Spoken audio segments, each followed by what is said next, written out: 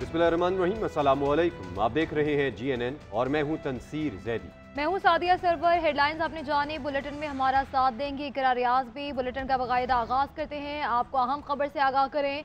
Peshawar high court ने तहरीक इंसाफ के रहनुमा सलमान अकरम राजा को 1 महीने की हिफाजती जमानत दे दी है।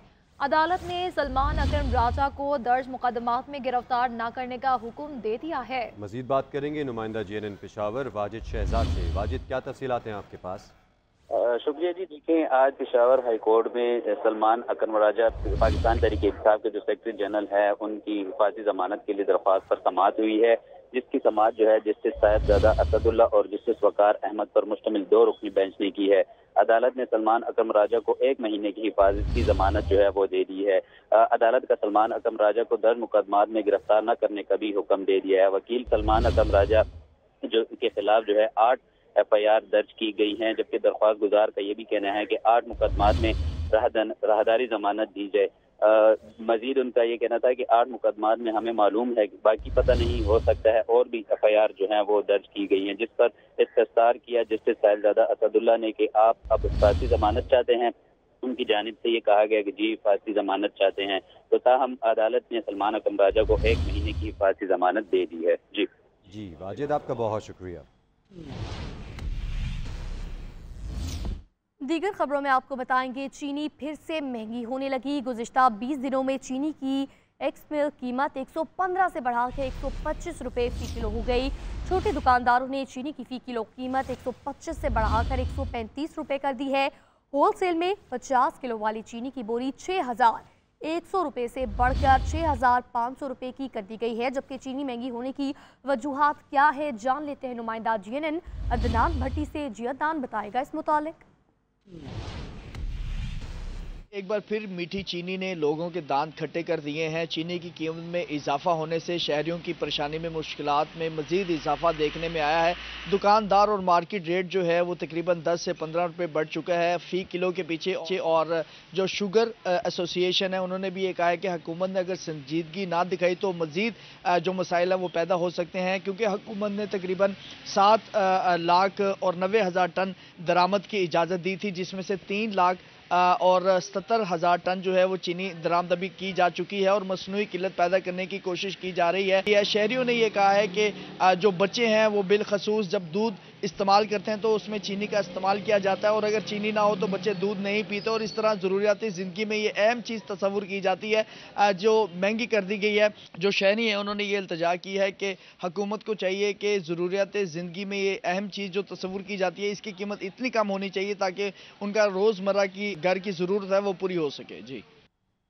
साबिक ISI chief lieutenant general retired Faiz Hameed पर बाज़ाब्ता तौर पर फर्द जुर्म आयद कर दी गई।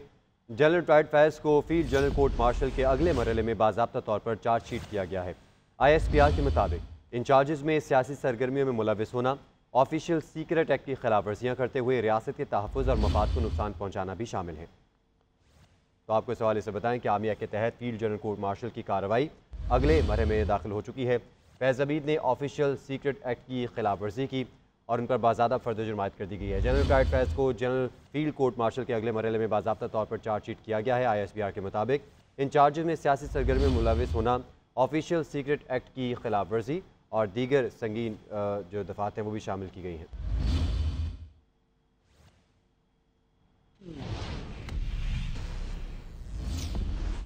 आगे बढ़ते हुए आपको बताएं, तहरीक इंसाफ ने फैज़ हमीद पर चार्जशीट फौज का अंदरूनी मामला करार दे दिया।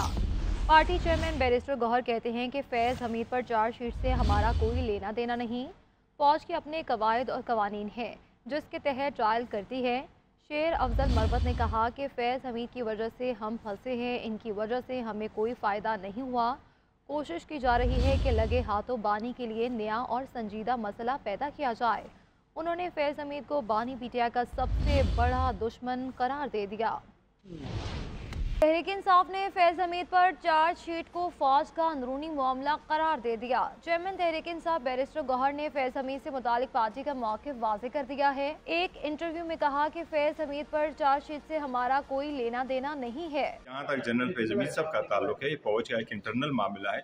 उनके अपने रूल्स या कानून है, वो जिसको चाहे जिस तरीके से भी चाहे किस वक्त किसके कैसे चार्जेस पे ट्रायल करना चाहिए, इनका अंदरूनी मामला है, हमारे साथ कोई लेना देना। PTI के रहनुमा शेर अफजल मरवत ने कहा कि ISPR की प्रेस रिलीज से लगता है कि फैज हमीद के मामला से हमारी जान छूटने वाली नहीं।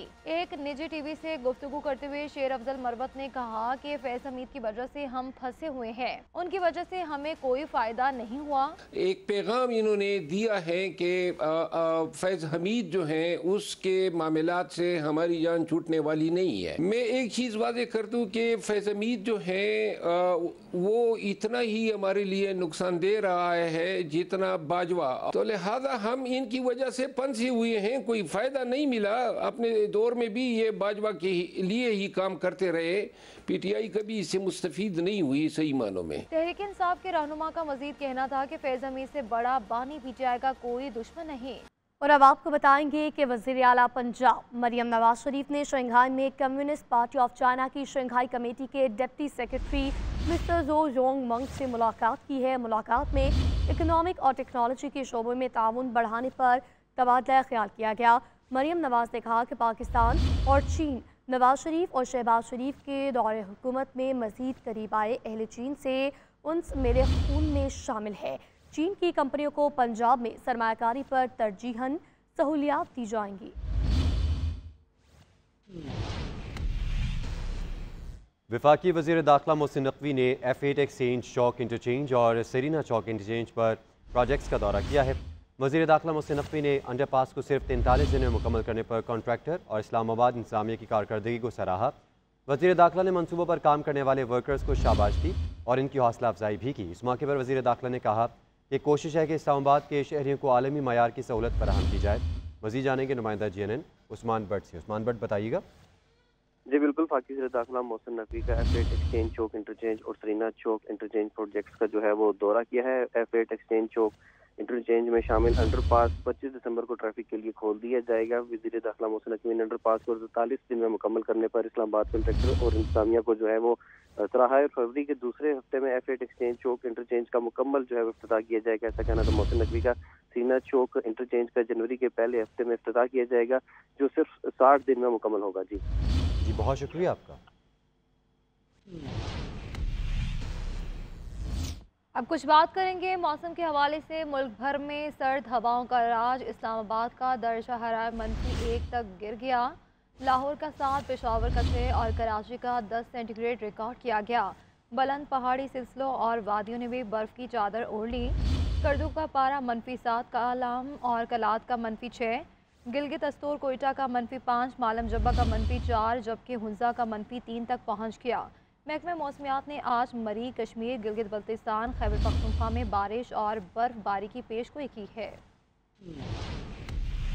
मुल्क भर में सर्द हवाओं का राज। सर्दी की शिद्दत में इजाफा हो गया। इस्लामाबाद का दर्जा हरारत -1, लाहौर का 7, पेशावर 6, कराची का 10 सेंटीग्रेड तक गिर गया। बालाई इलाकों में बर्फबारी, पहाड़ों और वादियों ने बर्फ की चादर ओढ़ ली। बेशतर मकामात का पारा नुक्ता इंजमात से नीचे गिर गया। करदू का कम से कम दर्जा हरारत -7, कालाम कल्लात का -6, गिलगित अस्तोर कोयटा का -5, मालम जब्बा का -4, जबकि हुंजा का -3 सेंटीग्रेड रिकॉर्ड किया गया। बालाई इलाकों में बादल घेर आए। महकमा मौसमियात ने कश्मीर, गिलगित बल्तिस्तान, मरी, गलियात समेत खैबर पख्तूनख्वा के अजला, कोहिस्तान, चित्राल, दीर, सवात, बडगराम, मानसेहरा और एबटाबाद में बारिश के साथ बर्फबारी की पेशगोई की है। महकमा मौसमियात के मुताबिक मुल्क के बेशतर इलाकों में सर्दी की लहर बरकरार रहेगी। जनूबी पंजाब और सिंध के मुख्तलिफ शहरों में धुंध छाए रहने का इम्कान है। एबटाबाद शहर और गिरदोनवा में वक्फे वक्फे से बारिश और सियाती मकाम गलियात में बर्फबारी का सिलसिला जारी है। बारिश और बर्फबारी से सर्दी की शिद्दत में मजीद इजाफा हो गया। इस पर बात करेंगे हमदुल्ला खान से। जी हमदुल्ला, बताइएगा मौसम को लेकर क्या डिटेल्स है?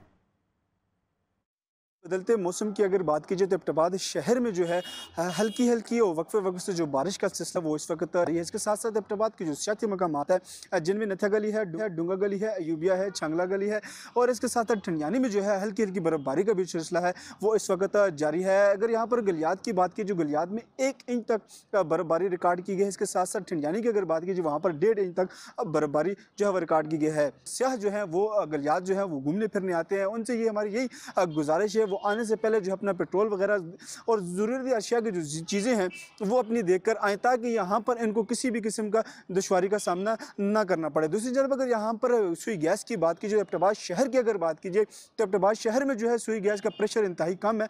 और दूसरी तरफ गलियात की बात कीजिए तो गलियात में जो है लोड शेडिंग के बायस जो है तमाम घरेलू सार्फिन और होटल मालिकान को जो है वो शदीद मुश्किलात का भी सामना करना पड़ रहा है। जी, ब्रेक के बाद आपको अहम खबर दें, पाकिस्तान स्टॉक एक्सचेंज में कारोबार के आगाज़ में तेज़ी का रुझान है। 100 इंडेक्स में 1858 पॉइंट्स का इजाफा हुआ है। इंडेक्स 1,09,755 की सतह पर पहुंच गया है। गुज़िश्ता रोज़ स्टॉक मार्केट में शदीद मंदी देखने में आई। मंगल के रोज़ मार्केट में 100 इंडेक्स में 4000 पॉइंट्स की कमी हुई थी। गुज़िश्ता रोज़ कारोबार के अख्ताम पर इंडेक्स 1,08,896 पर बंद हुआ था।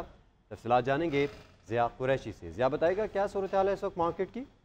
जी, इस वक्त जो सूरत हाल कराची पाकिस्तान स्टॉक मार्केट में जो है कारोबार का आगाज तेजी के साथ हुआ है और मार्केट 1,09,000 और 1,10,000 की 2 नफ्सियाती हदों को अबूर कर चुकी है। गुज़िश्ता रोज जो है वो मार्केट में हमने जो है मंदी का रुझान देखा गया था, जिसकी वजह ये बताई गई थी कि ऊपरी सतह पर मार्केट के जाने के बाद जो है प्रॉफिट टेकिंग का रुझान गालिब आ गया था और जो है इन्वेस्टर्स ने जो है फरोख्त को तरजीह दी थी, जिसकी वजह से मार्केट जो है वो तनज़्ज़ुली का शिकार हुई थी और इंडेक्स में नुमाया कमी देखी गई थी। आज के दिन हम ये देख रहे हैं कि स्टॉक मार्केट में जबरदस्त तेजी का रुझान गालिब है और जिसकी वजह ये बताई जा रही है कि मैक्रो इकोनॉमिक इशारियों में बेहतरी, खास तौर पर तहसीलात ज़र में बेहतरी और उसके साथ साथ जो है हम ये देख रहे हैं कि पीआईए की निस्कारी के हवाले से IMF के कुछ रिलीफ की खबरें भी सामने आई है। जबकि रवा माह के दौरान स्टेट बैंक ऑफ पाकिस्तान ने पॉलिसी रेट का जो है ऐलान करना है, जिसमें मजीद कमी की तवक्कात की जा रही है। इस वजह से जो है मार्केट में हम देख रहे हैं कि दोबारा तेजी का रुझान गालिब आ गया है। जी, बहुत शुक्रिया आपका ज़िया। आगे बढ़ते हुए आपको बताएं कि पेशावर में ट्रैफिक जाम का मसला संगीन सूरत हाल इख्तियार कर गया। अंदरूनी शहर और कैंट सर्कल समेत की सड़कों पर तजावुज़ात और गैर कानूनी पार्किंग की भरमार है, जिसके बायस ट्रैफिक जाम मामूल बन गया है। तफसीलात बताएंगे नुमाइंदा GNN इमरान खान। पेशावर शहर में ट्रैफिक का मसला दिन ब दिन बढ़ता जा रहा है। अगर अंदरूनी शहर की सड़कों की बात की जाए तो वहाँ पर गाड़ियों की लंबी कतारें सुबह से लेकर शाम तक लगी रहती हैं। इस तरह अगर बात की जाए कैंट सर्कल की तो वहाँ पर भी ट्रैफिक का निज़ाम जो है बुरी तरह मुतासिर हुआ है। अंदरूनी शहर की सड़कों पर हद रेडिबानों, चाबड़ी फरोशों ने कब्जे जमाए रखे हैं। इसी तरह गैर कानूनी car parking, rickshaw stand, motorcycle और टैक्सी स्टैंड जो है उनकी भी भरमार है, जिसकी वजह से ट्रैफिक की रवानी में खलल पैदा हो रही है। शहरियों का कहना है कि ट्रैफिक के हजूम की वजह से उनकी ज़िंदगी जो है मुश्किलात से दो चार है। उनका ये भी कहना है कि ट्रैफिक पुलिस और ज़िला इंतज़ामिया जो हैं चाबड़ी फरोशों और ट्रैफिक कानून की खिलाफ वर्जी करने वालों के खिलाफ उन कार्रवाई जो है वो भी ना होने के बराबर है, और जबकि उनकी जो कार्रवाई है वो सिर्फ जुर्मानों तक ही महदूद हो चुकी है। शहरियों ने ट्रैफिक पुलिस और ज़िला इंतज़ामिया से मुतालबा किया है कि ट्रैफिक की रवानी को बरकरार रखने के लिए अमली इक़दाम उठाए जाएँ और पेशावर को ट्रैफिक के हजूम से पाक किया जाए। जी, दीगर खबरों में आपको बताएंगे कि आम इंतखाबात 2024 में धांधली के खिलाफ बानी PTI की दरख्वास्त पर समाअत। बानी PTI के वकील हामिद खान ने केस मुलतवी करने की इस्तदा कर दी। अदालत ने समाअत मौसम सरमा की तातीलात के बाद तक मुलतवी कर दी। सुप्रीम कोर्ट के आईनी बेंच ने धांधली से मुतालिक 3 दरख्वास्तें अदम पैरवी की बुनियाद पर खारिज कर दी। समाअत का अहवाल मज़ीद जानेंगे सबीन शहबाज से। जी सबीन, बताएगा इस मुतालिक। देखिए, आम इंतखाबात 2024 में धांधली के खिलाफ बानी PTI की जानिब से सुप्रीम कोर्ट में दरखास्त दायर की थी। आज वो आईनी बेंच के सामने समाअत के लिए मुकर्रर हुआ। बानी PTI के वकील हामिद खान ने जो है वो केस की समाअत के आगाज़ में ही जो समाअत है वो मुलतवी करने की इस्तदा की जानिब से कहा कि मुझसे जो चीज़ का नोटिस मौसूल नहीं हुआ, इसलिए मैं तैयारी जो है वो नहीं कर सकता। इसलिए इस केस की जो समाअत है ये मौसम सरमा की तातीलात तक जो है वो आगे तातीलात तक जो है वो मुलतवी कर दी जाए। वकील हामिद खान जो है। ठीक है, अपडेट करने के लिए आपका बहुत शुक्रिया। इलेक्शन कमीशन में पाकिस्तान सराइकी पार्टी के इंट्रा पार्टी इंतखाबात न करवाने का केस। नुमाइंदा सराइकी पार्टी ने इलेक्शन कमीशन को बताया कि जल्द इंतखाबात करवा दिए जाएंगे। इलेक्शन कमीशन ने सराइकी पार्टी को इंट्रा पार्टी इंतखाबात के लिए वक्त देकर समाअत मुलतवी कर दी। मजीद जान लेते हैं नुमाइंदा GNN आतिफ भट्ट से। जी आतिफ बताइएगा।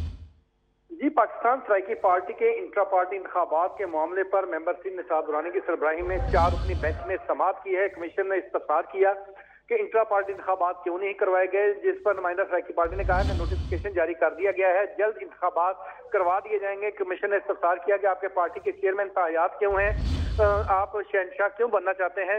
इलेक्शन कमीशन की जानब से सराइकी पार्टी को इंट्रा पार्टी इंतखाबात के लिए वक्त दे दिया गया और कमीशन पार्टी आइन में तायात चेयरमैन की शिक में तरमीम करने की हदायत की गई है और केस की समाअत मुलतवी कर दी गई है। बहुत शुक्रिया आपका आतिफ। कोयटा जिला कोल्लू से ताल्लुक़ रखने वाले लेविस फोर्स के 16 सिपाहियों को मुलाजमत से बरतरफ कर दिया गया। गैर हाजिर रहने पर इन एहलकारों को मुलाजमत से बरतरफ कर दिया गया।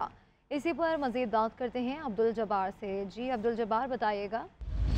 जी बिल्कुल, लेविस कोल्लू एहलकार जो 16 एहलकार थे उनको जो है तैनाती पर हाजिरी गैर हाजिर होने की सूरत में जो है मुलाजमतों से बरतरफ कर लिए गए। कोल्लू से ताल्लुक रखने वाले 16 लेवीज एहलकार जो है जिनको डिप्टी ट्रांसफर कर दिए गए थे, ताहम वो अपने जाए तैनाती पर नहीं पहुंचे, जिसकी वजह से उन्हें जो है इस वक्त जो है बरतरफ कर दिए गए।